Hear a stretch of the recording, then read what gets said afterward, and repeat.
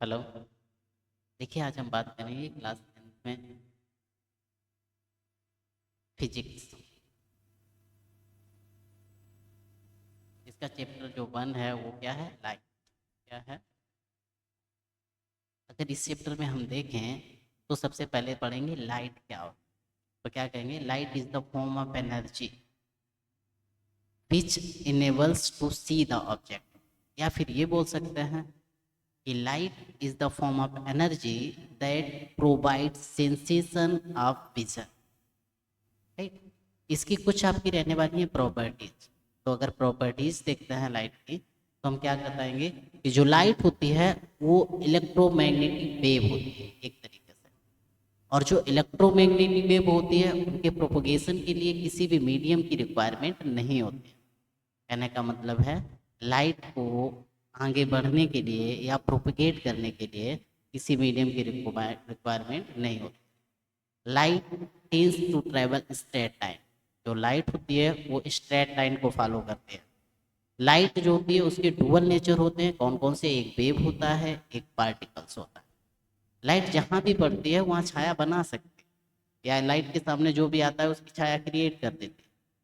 Okay. Speed of light जो होती है वो सी इक्वल टू होता है 3.0 इंटू 10⁸ मीटर पर सेकेंड।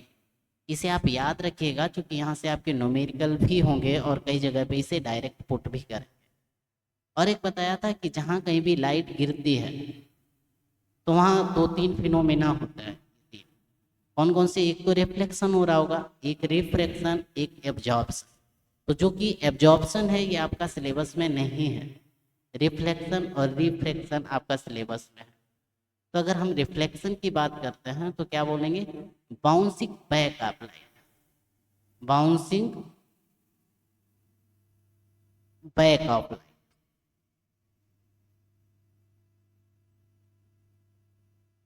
रिफ्लेक्शन कहलाता है। और बेंडिंग ऑफ लाइट रिफ्रैक्शन कहलाता है। बेंडिंग ऑफ ये बेंडिंग ऑफ लाइट क्या होता है? रिफ्रैक्शन होता है। बाउंसिंग ऑफ लाइट रिफ्लेक्शन होता है। अब इन दोनों में जरा एग्जांपल्स देखें अगर, तो जैसे कि कहीं पानी भरा है ना? तो पानी में अगर आप टार्च मारते हैं तो जिस एंगल से मारते हैं उसी एंगल से वापस लौट जाती है। ये आपका रिफ्लेक्शन हो जाता है। और रिफ्लेक्शन क्या होता है? जैसे कि किसी कांच के ग्लास में आप पेंसिल को डालो। कांच के ग्लास में पहले पानी भर लो, फिर पेंसिल को डालो, तो जितने भाग में पानी होता है उतने भाग में पेंसिल अलग दिखेगी और ऊपर के भाग में अलग। मतलब कहने का मतलब ये है कि पेंसिल जो है वो आपको टूटी हुई दिखेगी। राइट। अगर इसी में हम देखें डेफिनीशन तो रिफ्लेक्शन में क्या देखेंगे? बताएंगे bouncing back of light when it strike on a polished surface like a mirror. Okay. या फिर ये बोल सकते हैं bouncing of light when it strikes on plane या पॉलिश्ड सरफेस। राइट। तो जैसे कि अगर इसके लास्ट हम देखें तो क्या रहने वाले हैं? देखिए, पहले तो ये बना लेते हैं। ओके। यहाँ से मान लेते हैं एक मीडियम ये है, यहाँ पे पॉलिश कर देते हैं नीचे। ओके। ये क्या है? मिरर है या फिर ये बोल सकते हैं कि पॉलिश्ड सरफेस। जब ये लाइट रे आती है, इधर से ये लाइट रे आती है, आने के बाद जिस एंगल से इस पे टकराती है उसी एंगल से वापस लौट जाती है। ओके। आने के बाद जिस एंगल से टकराती है उसी एंगल से वापस लौट जाती है। ये आपका क्या होगा? नॉर्मल। ये आपका क्या है? नॉर्मल है। और जो रे आती है, आने वाली रे को हम इंसिडेंट रे बोलते हैं। क्या बोलते हैं? Incident ray. और जो आफ्टर रिफ्लेक्शन पास आउट होती है, जैसे यहाँ पे रिफ्लेक्शन हुआ और ये रे गई, इसको बोलते हैं रिफ्लेक्टेड रे। रिफ्लेक्टेड रे। और ये क्या है? नॉर्मल। तो यहाँ से क्या बनेंगे? Laws of reflect, laws of reflection. अगर हम लॉज ऑफ रिफ्लेक्शन की बात करें तो क्या बताएंगे?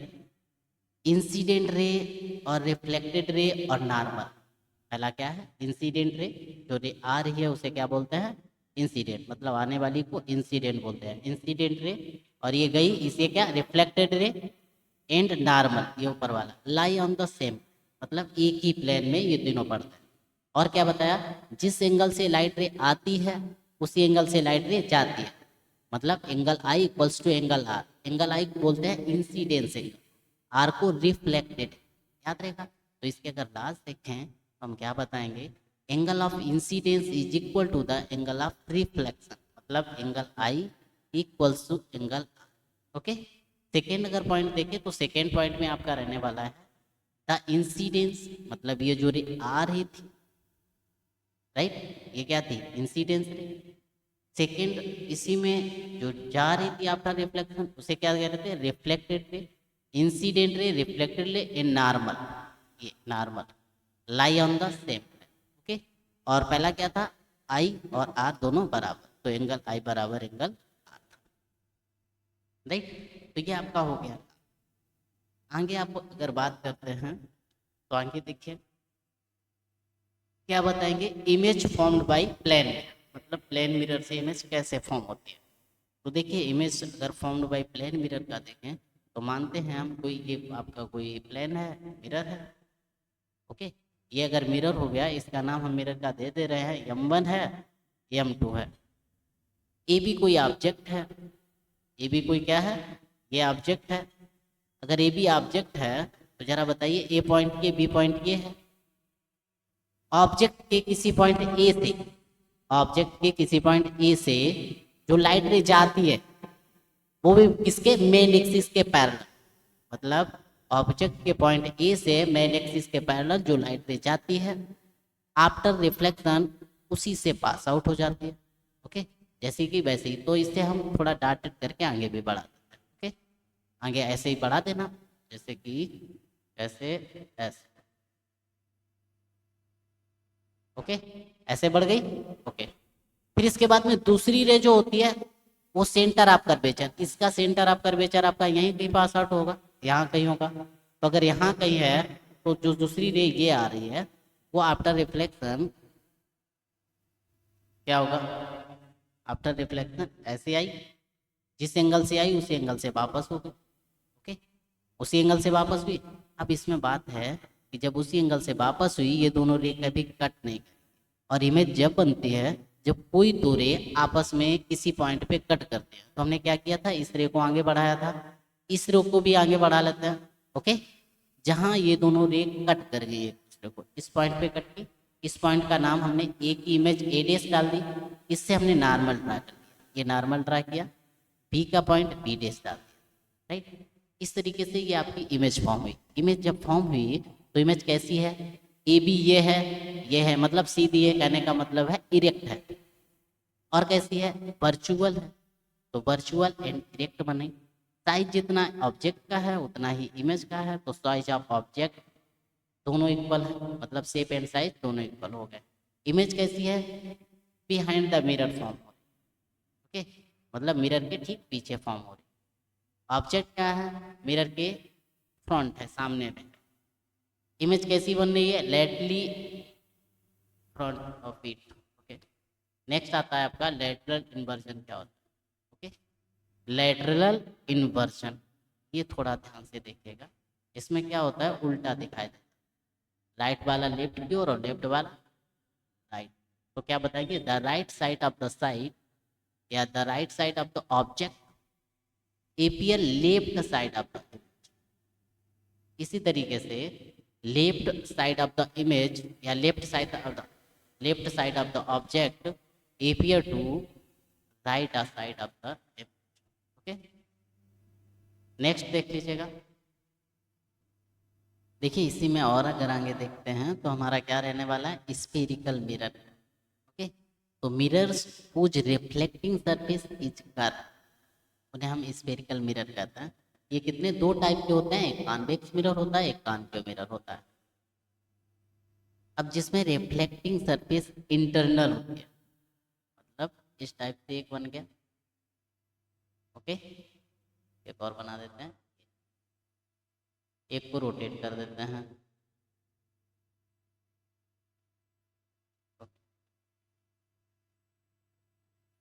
अब जरा देखिए, एक की रिफ्लेक्टिंग सरफेस हम रखते हैं इंटरनल की और एक की एक्सटर्नल। जैसे ये है, इसकी रिफ्लेक्टिंग सरफेस जो है वो इंटरनल हो, क्योंकि हम पॉलिश कैसे कर रहे हैं, एक्सटर्नल एरिया में। M1 और M2 मिरर हो गया, और ये आप, ठीक है। तो यहाँ से अगर हम सही से देखें तो M1 M2 मिरर है, अगर रिफ्लेक्टिंग सरफेस इसकी इंटरनल है इस तरीके से जाएगा और ऐसे पास आउट होगी, राइट। ये रिफ्लेक्टिंग सरफेस हो गई अंदर, मतलब जितने एंगल से जाएगी उसी हिसाब से रिफ्लेक्ट हो जाएगा। तो ये आपका होता है कॉनकेव मिरर। कैसा होता है? Concave, concave mirror. अब कॉनकेव मिरर की कुछ चीज़ें हैं जो याद रखनी है। क्या हमने बताया कि एक्सटर्नल जो सरफेस होती है उस पर क्या होती है, पॉलिश होती है। इंटरनल सरफेस रिफ्लेक्टिंग सरफेस होती है। यही इसका अपोजिट होता है कॉन्वेक्स। कॉन्वेक्स में क्या होता है, इंटरनल सरफेस पे पॉलिश होती है। इंटरनल सरफेस ये है मेरे, इस पे क्या है, पॉलिश है। और एक्सटर्नल सरफेस कैसी होती है, एक्सटर्नल वाली होती है रिफ्लेक्टिंग सरफेस। मतलब ये अगर लाइट रे इस एंगल से आई तो आफ्टर रिफ्लेक्शन ये ऐसे पास आउट हो जाती है इस तरीके से कुछ, राइट। तो इस टाइप का इसमें होता है फिनोमिना। ये जाती हुई इसमें आभास सी बनती है। तो पहले इतना देख लीजिएगा, हमने क्या बताया इसमें। हमने बताया कि कॉनकेव मिरर वो होते हैं जिसमें एक्सटर्नल जो सरफेस होती है उस पर पॉलिश होती है और इंटरनल सरफेस रिफ्लेक्टिंग सरफेस होते हैं। ओके, तो जैसे कि इसी में अगर थ्योरी देखें तो थ्योरी भी देख लेते हैं। क्या प्रॉपर्टीज ऑफ कॉनकेव मिरर में क्या बताया, reflecting surface is curve invert, मतलब इंटरनल सरफेस जो होती है वो रिफ्लेक्टिंग होती है और ये कन्वर्जिंग मिरर की तरह होता है। कॉन्वेक्स में क्या होता है, रिफ्लेक्टिंग सरफेस इज कर्व्ड, मतलब आउटवर्ड होती है। मतलब कहने का है रिफ्लेक्टिंग सरफेस आउटर एरिया में होती है और ये डाइवर्जिंग मिरर होता है। ओके, कन्वर्जिंग और डाइवर्जिंग का अगर देखें रूल सीधा सा, तो जरा देखिए, जैसे कि यहाँ से लाइट रे अगर मेन एक्सिस के पैरेलल आती है, आ रही है, आफ्टर रिफ्लेक्शन एक ही पॉइंट पे अगर मिलेंगे तो उसे हम लोग ऐसे, ये जैसे हुआ ए वाला है, ए से कन्वर्जिंग बोल देंगे, ऐसे आके यहाँ से ओके चला गया। अगर सेकेंड देखें तो ये आई, यहाँ से होके दूसरी भी चली गई। कैसे गई जरा देखिए, इस तरीके से ये आई थी और ये गई थी। ओके, ऐसे ही इधर साइड से देखें, ये आई आफ्टर रिफ्लेक्शन ऐसे पास आउट हो गई ऐसे। तो ऐसे ही ये रे आई आफ्टर रिफ्लेक्शन पास आउट हो गई। मतलब meets at a single point, मतलब किसी एक ही बिंदु पर ये सारी रेस मिल रही है। वो सारी रेस जो मेन एक्सिस के पैरेलल जाती है। मेन एक्सिस क्या होता है, मेन एक्सिस होता है a ray which pass through centre of curvature and pole of the mirror. ये क्या है, ये सेंटर ऑफ द कर्वेचर है, ये पोल ऑफ द मिरर है। इसके जो होकर रेज जाती है उसे बोलते हैं मेन एक्सिस। मतलब रे which passes through center of curvature and pole is called main axis, या फिर ये भी बोल सकते हैं प्रिंसिपल एक्सिस। प्रिंसिपल एक्सिस ये याद रखिए।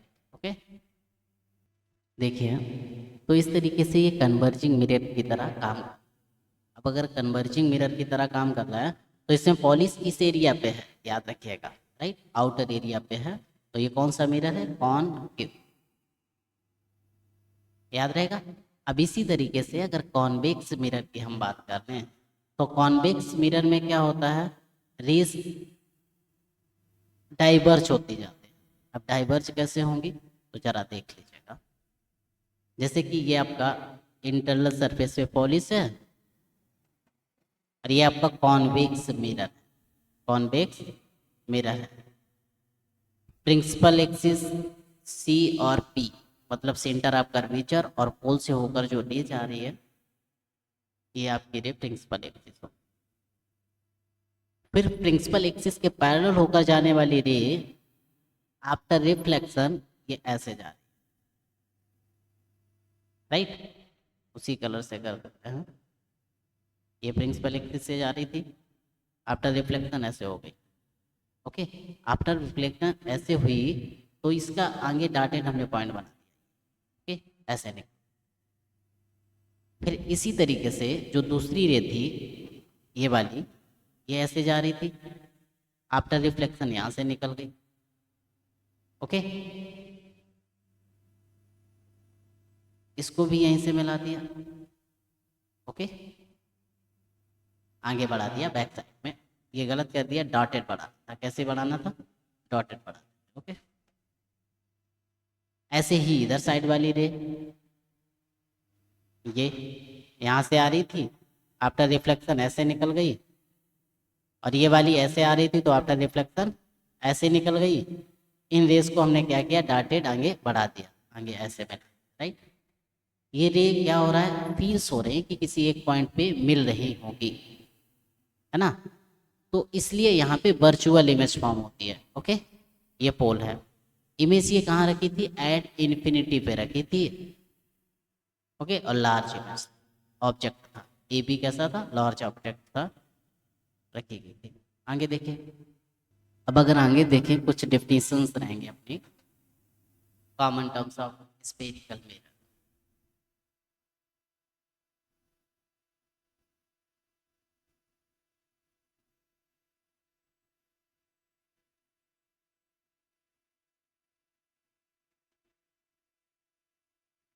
ओके, इसी में अगर और देखते हैं तो कुछ ये टर्म जो आपके हैं, जैसे कि प्रिंसिपल एक्सिस क्या होता है, तो पहले हम मिरर बना लेते हैं फिर,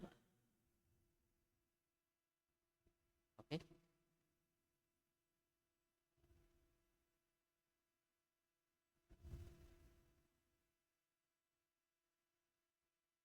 ओके,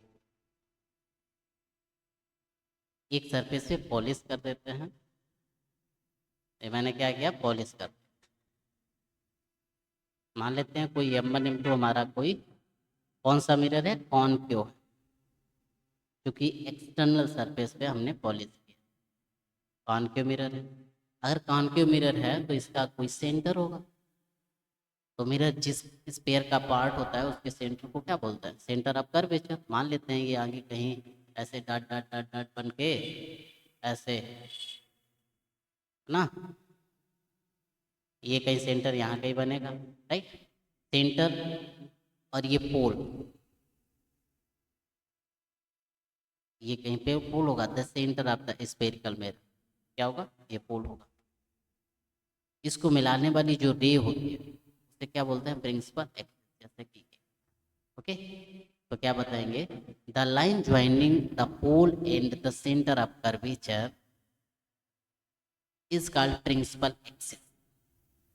सेकेंड अगर देखें पोल पे, the centre of the spherical mirror, जो ये स्पेरिकल मिरर है इसके सेंटर को क्या बोलता है? पोल।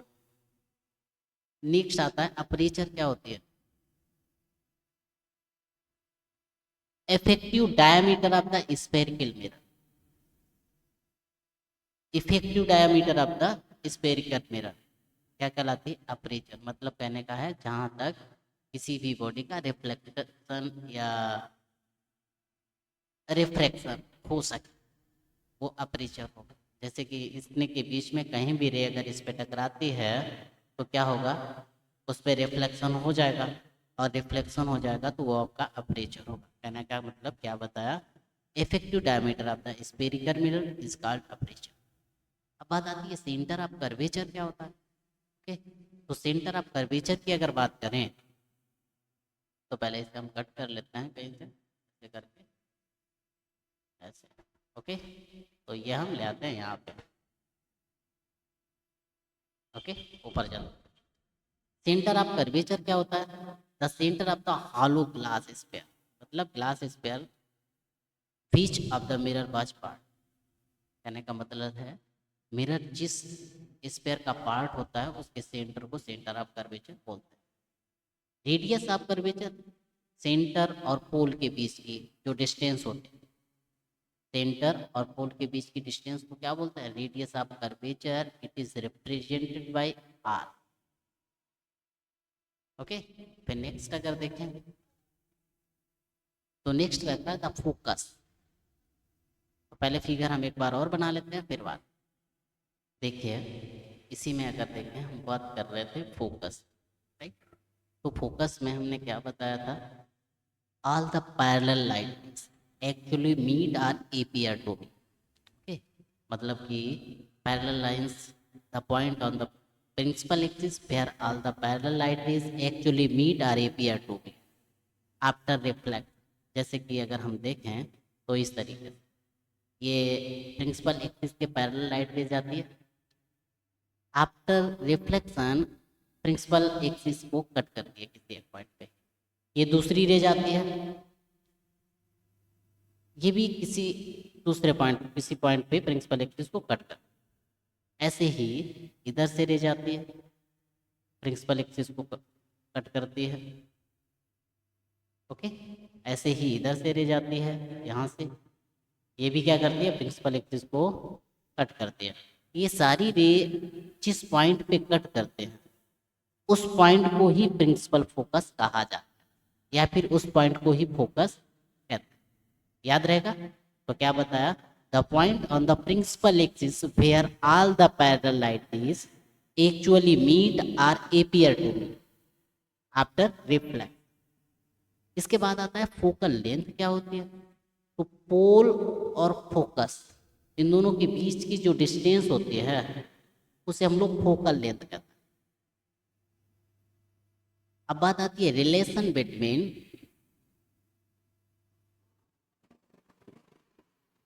यहीं पे डाल लीजिएगा, relation between radius of curvature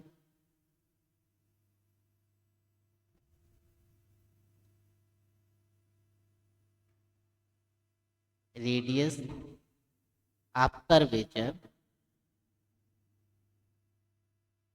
and focus या and focal length.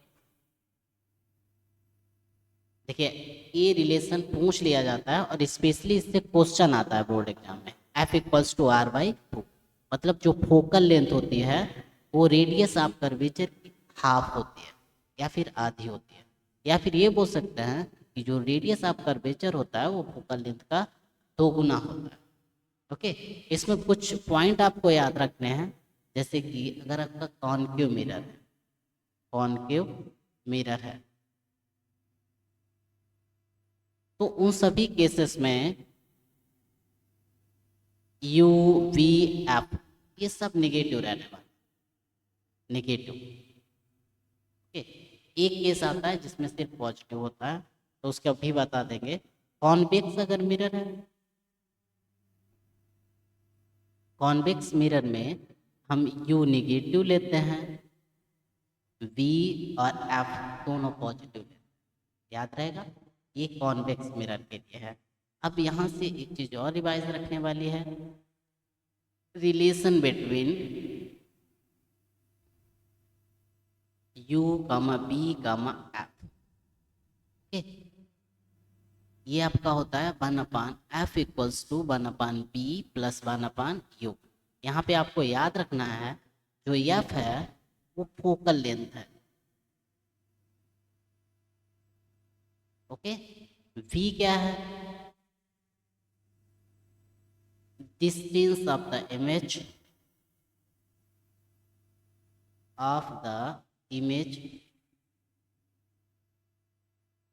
From the pole,